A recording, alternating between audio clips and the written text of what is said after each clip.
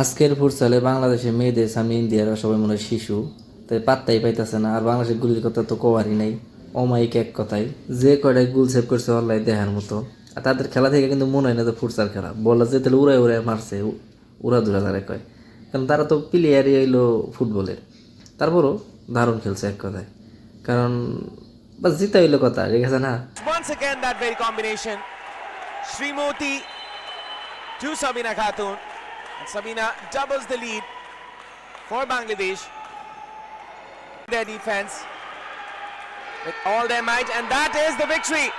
Bangladesh win this match with a fine margin. It's 3-1 in the scoreline. And Bangladesh take the 3 points in the very first fixture. India,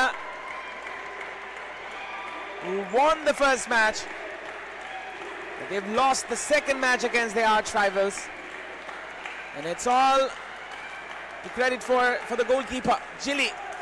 Wonderful performance there by the goalkeeper, perhaps a contender to be the best player in this match. And the chance of the Bangladeshi supporters as well as the men's team players. An excellent day for Bangladesh.